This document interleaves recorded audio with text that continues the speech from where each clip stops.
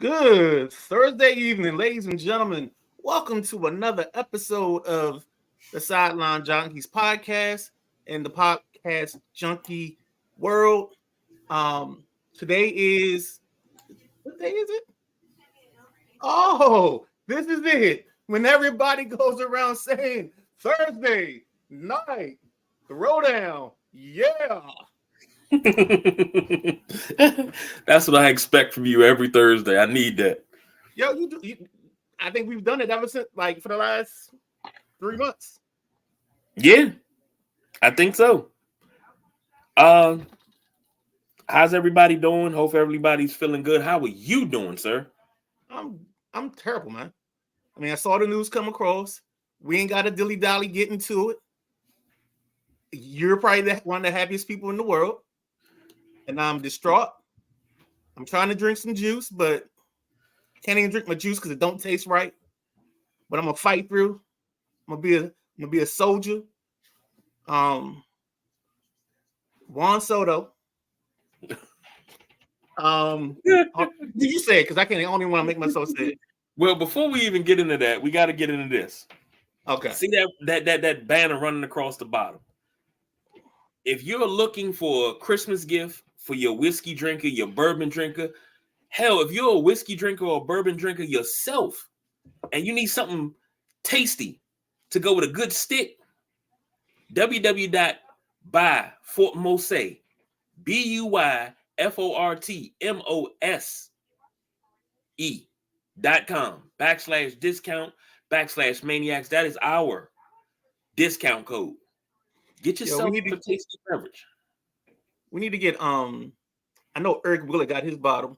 I'm gonna reach out to him and see if he can leave a review or a comment on it. Most definitely. That is neat. We need all the positive feedback we can get because it's good. It's good. Now Juan Soto to the Yankees. The Midnight Rider can't get it out. Me, I'm ecstatic. I'm happy. Because we got a guy. Now here's a guy. Here we go. Y'all been doing that at the house. Here we go. Sorry. Juan Soto, former National, former Padre. I didn't pull up his stats like I was supposed to. Last season, Juan Soto, home runs, 109 RBI, probably led the league in walks. Probably hit 289 on him. Hold on, let me get his MLB stats here. Where is it at? Oh, of course. You got everything but. For a career, let's just go with a career for right now. Lifetime 284, 160 home runs, 483 RBIs. He's only 25, so the Yankees are going really, really young, and they didn't have to give up any prospects to get this young gentleman. So they didn't have to give up their outfielding prospect, or it was an infielding prospect that people thought they was going to have to give up. Didn't even have to give that up to get what they wanted. You got to use what you got to get what you want. So, Midnight Rider, I know you feel uneasy about this. I'll give you the floor and let you tell everybody why you feel uneasy about this. It's simple. I have two players in the sport of baseball that are my guys. One is Anthony Rendon, who plays for the Los Angeles Angels, who was a National, now is an Angel. The pride of Rice University, as I like to call him. The other guy is Juan Soto. And it's just one thing, I asked the world, just don't let him be a Yankee. It's the only thing I wanted. The only thing I wanted was for him not to be a Yankee. And the second I saw the news start building steam, I knew it was happening. I had to prepare myself. And I had to figure out how am I going to enjoy my favorite baseball player while looking at him in pinstripes. Even the thought of it, I feel sick. I feel nauseous. And it's terrible. And that's just and the other great move today that happened was the Washington Nationals I mean, they opened up the bankroll. They pulled out the red carpet. They bought the limo. They wined and dined them, and we signed Nick Senzel. So I already know what this is. I am not preparing to see them sign anybody of importance. They're gonna go super cheap. They're gonna find some picture on the scrap heap, and they're gonna try to at least let the young guys come up without having anybody in their way. Yay! So it's gonna be also Rans and I'm trying to say this without going on a rant because I went on a rant Tuesday night and I didn't mean to. But forget it. F the learners because they're cheap and they need to stop on this team. Just sell, please. Figure the massive thing out and just sell because you're not interested. And don't sell me on the plan. Let's win ball games. You got the talent right there. Let the young guys develop, but still go get somebody. Why are we leading the league in like the least amount of home runs? Because you haven't brought in anybody of stature. Do something, please.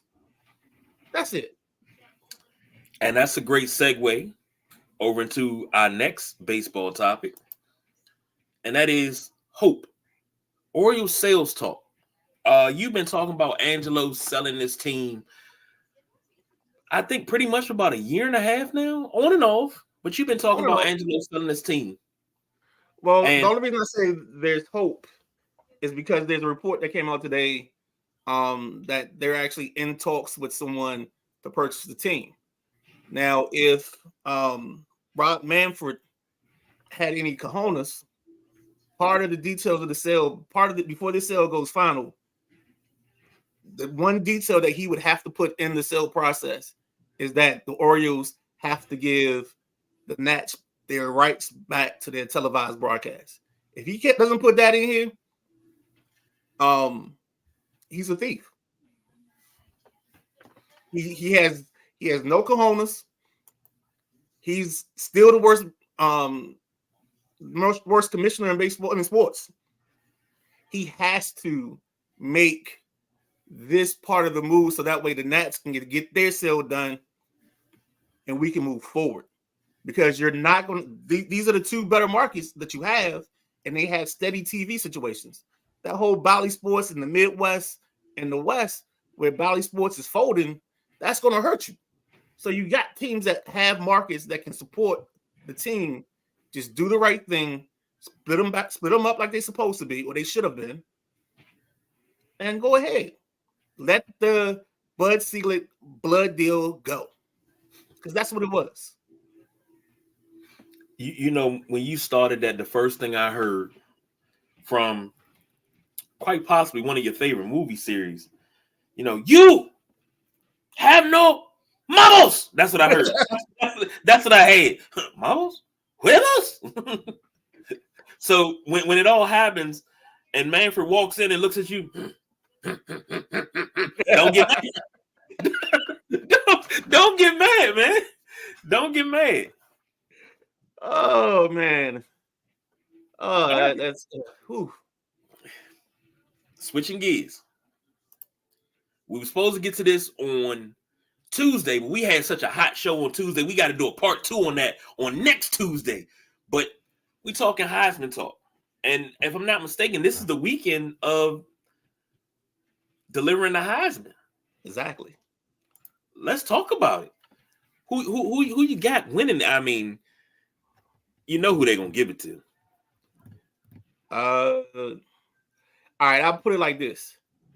The person, my pick, like if I was a voter, the voting would be Penix 1, Daniels 2, Knicks 3, Harrison 4. Because I haven't seen Harrison take over any of the bigger games. He's been held in check. And of course, he had Kyle McCord at quarterback. So that's how I think it should go. Now, I'll let you go ahead because you said you have a theory, I guess. Who do you think's going to get it? It's going to be – it probably won't be Penix. It should be Penix. That's why I think he's going to get it. But I'm thinking about it. And just like everything that we talk about, it should be it used to be a order. Like if you were a quarterback and you won the Unitas Award, you won the Maxwell Award, you were guaranteed the Heisman. That's the way it used to be.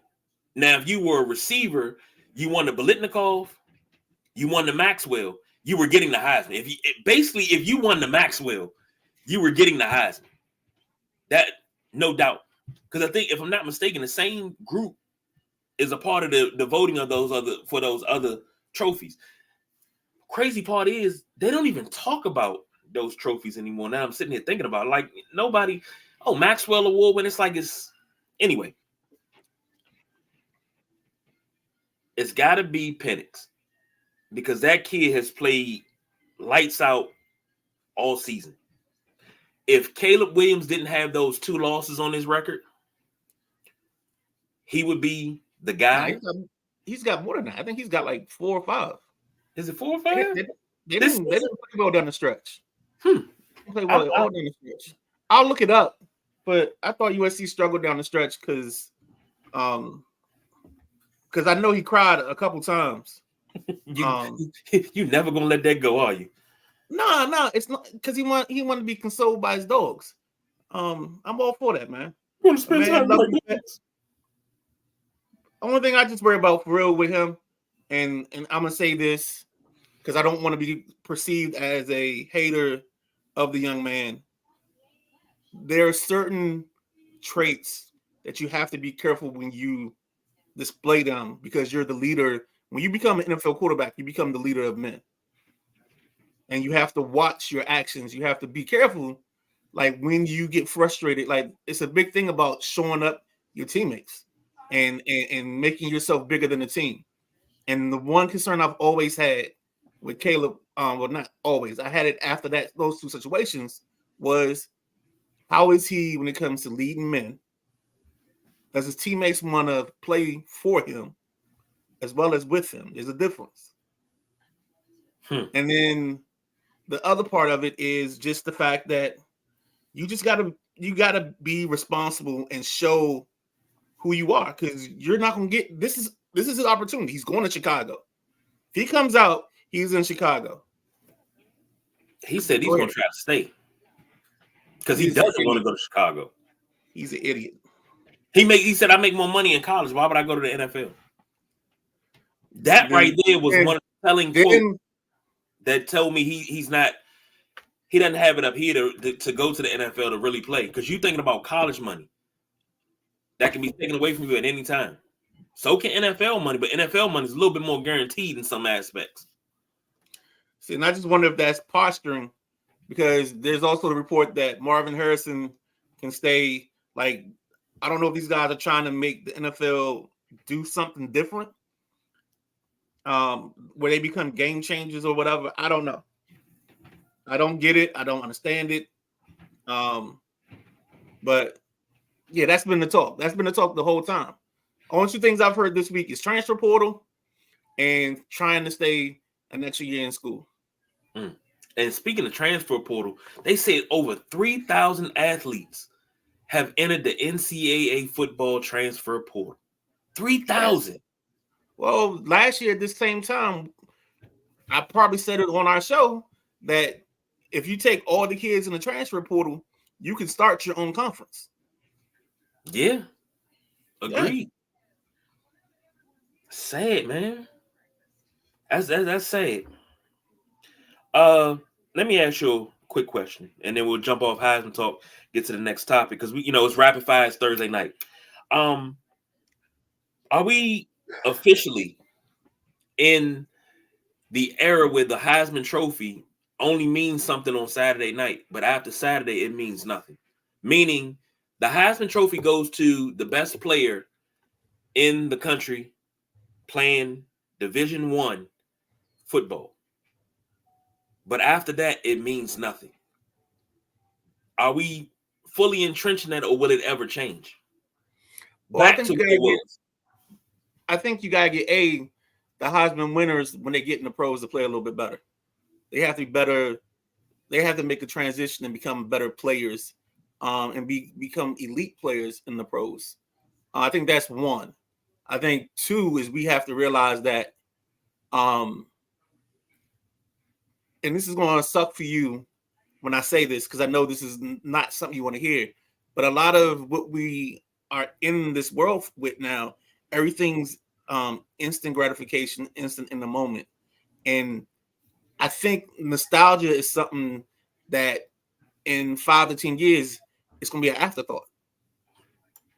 I think we're really getting to a point where if it's not happening right now, it doesn't mean anything to anybody, because we live so much in the moment. We live in such a pay attention to me, look at what I'm doing moment, that I don't think like stuff like this is going to translate well going into the future. You're right. I don't like it, but I have to deal with it because it's the world we live in. And I tell anybody that'll listen, I say, we've gotten to the point where everything has to happen right now. You can't build and things like that. It's like that on so many different levels. Everything has to be result driven now. Players in college, they come in and they're a freshman, they don't pan out, or I'm not starting my freshman year. Oh my God, I'm a failure. No, you're not. You got to realize you were top high school player. Everybody else is playing college basketball was at one point the top high school player. But they have to, when you come to that next level, you got to start at the bottom and work your way to the top. Then you go to the next level. You got to start at the bottom and work your way to the top. It's not come in and be on top. That doesn't work for everybody. It didn't work for LBJ. He had to work to become the best in the game. He had to surpass other people that had already been there to be the best in the league. That's what happens. You got to put forth the work. Nobody wants to work anymore. But when it comes to the Heisman Trophy, I look at players like Johnny Manziel. We can go back to Gino Torretta. You got so many guys that won this trophy, but they never panned out in the NFL. And you were called the best college player, but you never panned out in the NFL. That's a heartbreaker. Then you got guys like Troy Smith, who won the Heisman and wasn't even the first round pick. It's crazy. That's why I asked that question. Troy Smith was one of those guys that he was just a better athlete overall. And I was happy that he niched out or made out a little career in Baltimore. But yeah, he's just one of those guys that when I think about the Heisman, he's a guy. Here's a guy that just he was probably one of those guys that's just a pure college football player and good at being a pure college player than anything else. Okay, and I'll give you that. I think that's probably one of the most accurate assessments I've heard about him in years. Yeah, it's another guy that they had too. And if my boy Boom watches it, he's gonna probably yell at me because I always talk about this kid, JT Barrett. JT Barrett was the ultimate college quarterback. And the other guy, I can't think of his name because I tried to forget him. He was on the college football cover.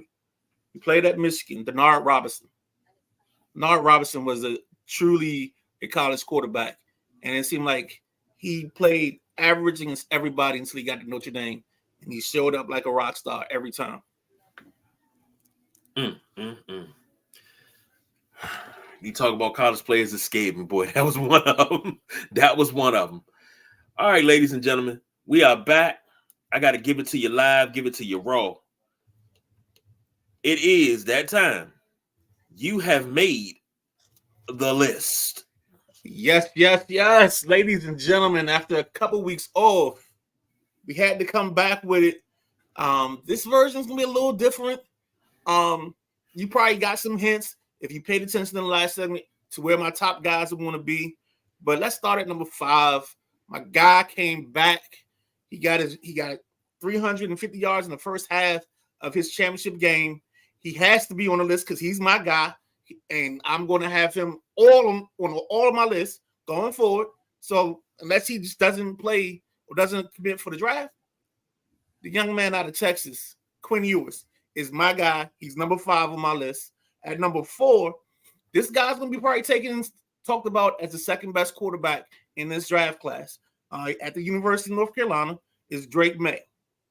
At number 3, now this took a lot of convincing. Like you know what I did? You know what's the thing on your show, on your movie, where they got the little pen thing and they put it in front of your face and it zaps your memory? MIB, Yeah. a neuralizer. So what happened was I had a neuralizer and they told me that think of Bo Nix only in Oregon. That's what I was told, and that's what I've done. So at number 3, if you didn't get the context clues, it's Bo Nix from Oregon. At number 2, it's the daredevil himself, the fall guy. The man that looks like every time he gets hit, he's going to die, but he gets back up. He's the Energizer Bunny. He has the craziest stats, and I think he has a very outside chance to win the Heisman, depending on when votes were put in. He's the dark horse. And this is Jaden Daniels from LSU. He's number 2 on the list. And number 1 on the list this week. Do I have to say it? Can I say it? It's the man that exudes the big Penix energy. It is Michael Penix Jr., the lefty. The man put on a show against Oregon, and I can't wait to see what he does in the college football tournament. But Michael Penix, you've made the list, my friend. So let's go back. And this time I'm going to do it the different way. I'm going to go 5-1 because I want to build up the drama. At number 5, Quinn Ewers, you made the list. At number 4, Drake May, you have made the list. At number 3, Bo Nix, you have made the list. At number 2, the fall guy, Jaden Daniels, you've made the list. And at number 1, the man with all the energy in the world, the big Penix energy, Michael Penix Jr., you have made the list. And that is it. So thank you, guys. You just heard it here first. The list with the Midnight Rider. Switching gears. Because we got to go rapid fire. Switching gears. I'm going to take 5 minutes out here. And just got some things that was on my heart, on my mind. Now, this is a kind of old topic. So you have your thing? Because this sounds like you got beef. It's not really beef. But I guess I got to call it beef.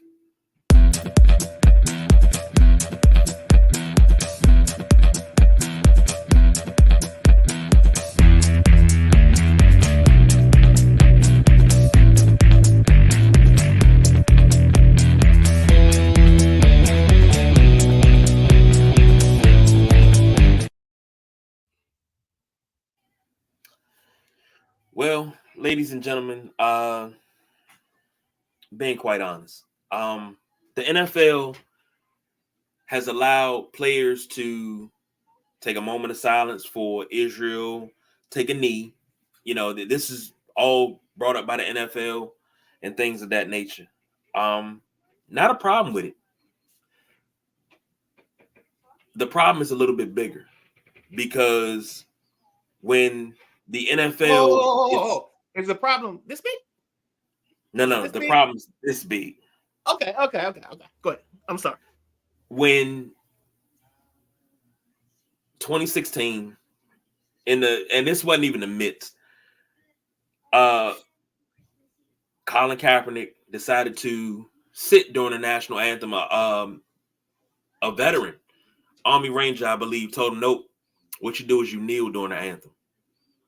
And that's where he got the idea from. He was sitting during the anthem, said, nope, that's a little disrespectful. He said, take a knee, because that knee is showing the respect. But you need to bring attention to the cause. And the cause was police brutality.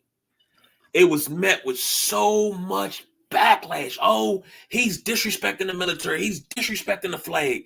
He's disrespecting the country. He's disrespecting the anthem, when it's never been about that. Now, here we are. What are we? 7 years later? And we're talking about a war that's been going on between Palestine and Israel for centuries. And I said it, before. I said, half the time, I don't even think they really know what the war is about anymore. It's like, if you from the DMV, you know about Mattapony and Capitol Heights. and something that happened in the 70s, and people are keeping that thing going even now. But I digress. The NFL allowing the kneeling and everything, and it's okay. I mean, that's happening overseas, but when we wanted to do it for something that was happening and affecting our country, it's a problem. And I'm like, come on now. We got to do better. I call on the NFL to do better. I call on everybody to do better. Because we can't be so concerned what's going on outside of the borders of the country that we ignore what's going on the inside of the country. We can't have, you can't tell somebody else how to do something over there if you can't get it right here. Okay? The NFL stands wherever the money is. And I get that. But sometimes you got to say, hey, we got a lot of causes that need attention brought to it. So, we have mass shootings happen on a regular basis. We need to take a knee and moment of silence for them as well. Finally, when I see stuff like this and I see it encouraged, it always makes me think of a Scarface line. America the beautiful, don't be so cold. How you expecting our seeds gonna grow when you trap us in the gutter and show love to the other motherfuckers while we right here starving at home? We got to take care of home first before we start trying to take care of something else and bringing attention to another cause that's outside of our borders when our borders, inside of our borders, is not taken care of at all. We need to have a moment of silence and a knee taken for all these kids getting killed. And we're losing a lot of young people, man. That has to be an attention brought to it. Something has to be done. That's all I'm saying. Support what you want to support. But before we try to go sweep around somebody else's front door, let's sweep around our own first. And I'm off my soapbox. On to tonight's game. Before you go on, I'm going to say that's well said, because I expected you to be a little bit more. That was more glasses KG than beef KG. I like that. That was more of the intellectual, yeah. I like that. Killing them softly. Go ahead, man. Let's talk about the game. I'm sorry. Well, we got the Steelers versus the Patriots. Steelers are 5.5-point favorites. Over under is 30.5. I don't think there's going to be too much scoring in this game. Kenny Pickett, I think is he playing tonight? No, he's out. So it's Mitchell. Mitch Trubisky. Mitchell Fuquan Trubisky. I mean, if Mac Jones is playing like Mac Jones of 2 years ago, I'd be like, oh yeah, the Patriots got this. We're good. Well, they messed Mac Jones up by giving him the pencil guy and the idiot. So that's Matt Patricia and the other defensive coach as his coordinators. That was the dumb part of this whole experiment. The other part is there's that video where it's a couple guys that have done this video on YouTube or TikTok where it's like Bill Belichick is looking at a receiver and the kid runs a 4.29. He's like, that's too fast. He runs a 4.4. A little too fast for me. Then they show like the kid McConkey out of Georgia, and then it says like 4.8, 4.40. And he's like, sign that guy right now. And I think that's part of New England's problem is New England has no explosive players on the perimeter. They have probably the slowest receiving core, running back core of any team in the league. And that's an easy statement. No matter how trash everybody else's, some of these other teams' receivers groups are, they're still faster than anybody that New England puts out there besides the kid. I think it's Thornhill, the kid from Baylor. That's their only speedster. And that's it. Everybody else, whatever. See, hold on. I had to pull this up because you said something. Because when you said McConkey, I was like, nah, that's not Phil McConkey's kid, is it? But it's not. I haven't made the connection. I didn't really look, but the kid is good.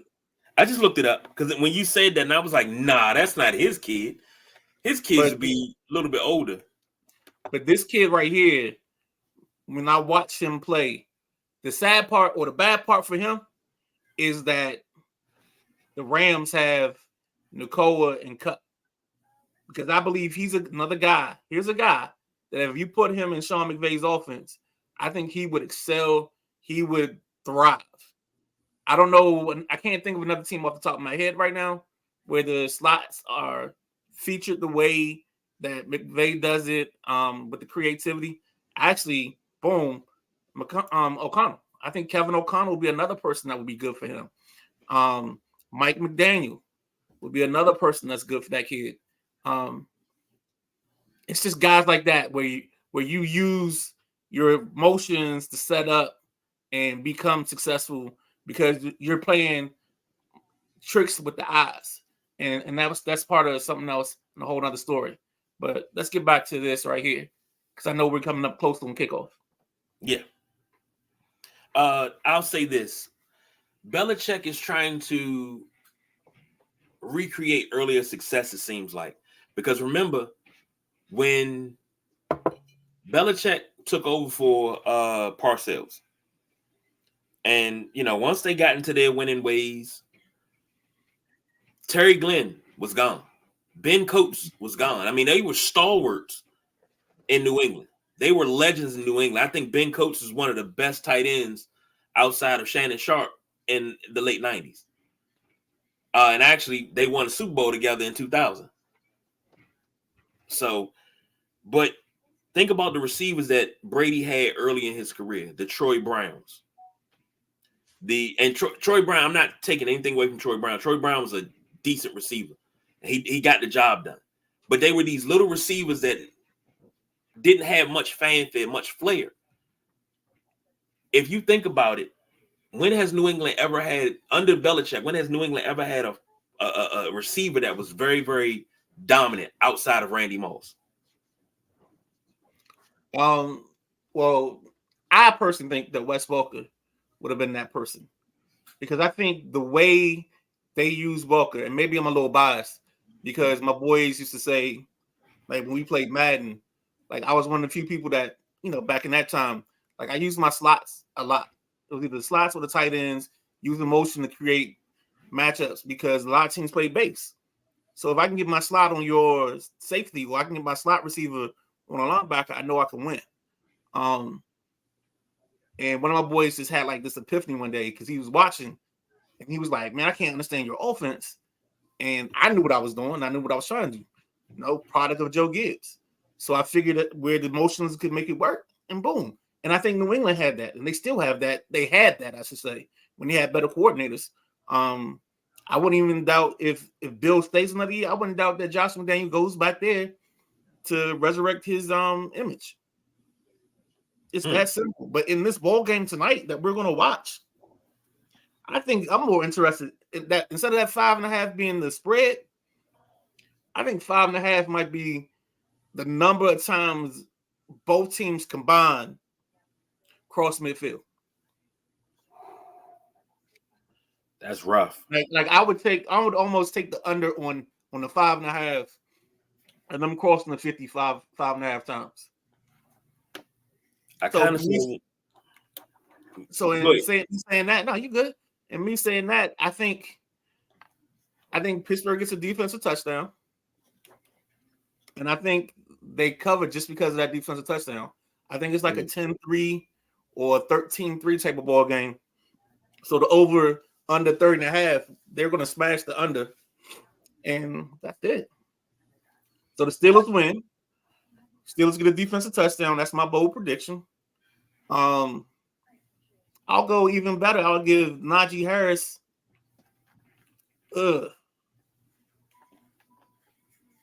I'll give Jaylen Warren 50 yards rushing, 25 receiving, and a touchdown.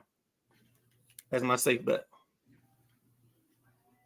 You got me wanting to go in and change my my pick for the night. But I got the Steelers winning this. I don't know. The Patriots are a team that has talent, but it's like the talent just can't get right. Juju, the Madden curse is back in effect. Let's just say that. Because Juju ain't been shit since he was on the cover of Madden. Call a spade a spade. I think Juju's had some injuries and they haven't been as publicized or whatever. Because you saw the decline happening and starting. Or he might be one of these guys that, and again, I have no knowledge of this. I'm not reporting this, but he might be one of those guys that he likes the money more than he likes the game. He likes the fame more than he likes the game. And maybe he just hasn't put in the work these last couple of years because he looks very average right now. And it also could be the Pittsburgh curse because a lot of their receivers, when they leave Pittsburgh for whatever reason, they don't continue on whatever path they are. Outside of like AB, might be somebody else, but it ain't many. I can't even consider AB, Mike Wallace, Plexico Burrs. Well, Plexico did go win a Super Bowl. So Plexico might be the only one that's the exception to the rule. Chase Claypool, Juju, the list goes on and on.